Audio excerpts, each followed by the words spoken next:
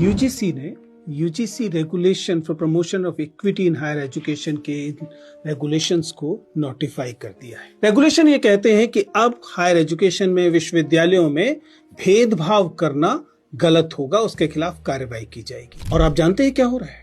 भेदभाव करने के हक के पक्ष में या भेदभाव के खिलाफ आने वाले रेगुलेशंस के खिलाफ लोग प्रतिरोध कर रहे हैं, वे इस पर आपत्ति कर रहे हैं। सच्चाई लेकिन ये है कि ये रेगुलेशंस नई नहीं है। मैं विश्वविद्यालय का शिक्षक हूं, मैं जानता हूं कि 2012 से इस किस्म के रेगुलेशंस हैं और इक्वल अपॉर्चुनिटी सेल पहले से विश्वविद्यालयों में था। पूरी दुनिया के विश्वविद्यालय ये कहते हैं कि विश्वविद्यालयों में इक्विटी होनी चाहिए, वहां पर ऐसे रेगुलेशंस होने चाहिए कि भेदभाव न किया जा सके। सच्चाई ये है कि अब हमारा समाज भेदभाव करने के हक के लिए लड़ने लगा है। यूजीसी के आंकड़े देखें तो बताते हैं कि यूजीसी खुद कह रहा है कि 118% बढ़े हैं डिस्क्रिमिनेशन की जो शिकायतें हैं वो। इसका मतलब कि डिस्क्रिमिनेशन इन हायर एजुकेशन में होता है। कौन नहीं जानता, हम जानते हैं। आईआईटी की स्टडी से आप पहले से परिचित हैं कि जाति देखकर अंक दिए जाते हैं। मेडिकल कॉलेजेस में जाति देखकर भेदभाव होता है, यूनिवर्सिटीज में जाति देखकर भेदभाव होता है और अन्य पहचानों के आधार पर भी भेदभाव होता है। इसलिए वास्तव में इस देश को समतापूर्ण बनाने के लिए स्वाभाविक है, इस बात की जरूरत थी कि रेगुलेशंस आए।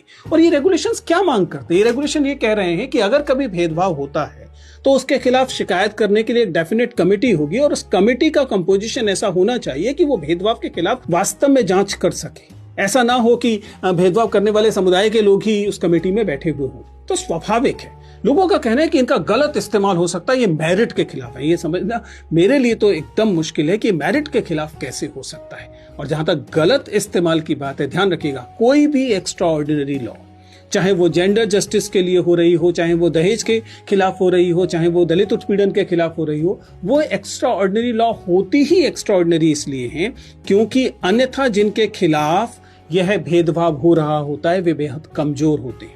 हमारे विश्वविद्यालयों में दलित समुदाय के शिक्षक और विद्यार्थी अभी कमजोर स्थिति में हैं।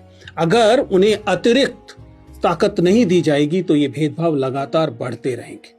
इसलिए मुझे लगता है कि हम तमाम लोगों को, ठीक तरीके से सोचने वाले लोगों को, इन रेगुलेशंस का समर्थन करना चाहिए और वे लोग जो इसके खिलाफ प्रतिरोध कर रहे हैं उन्हें समझना चाहिए कि देश संविधान से चलेगा। अगर देश संविधान से चलेगा तो भेदभाव जो है वो एक बुरी चीज की तरह ही पहचाना जाएगा, पहचाना जाना चाहिए।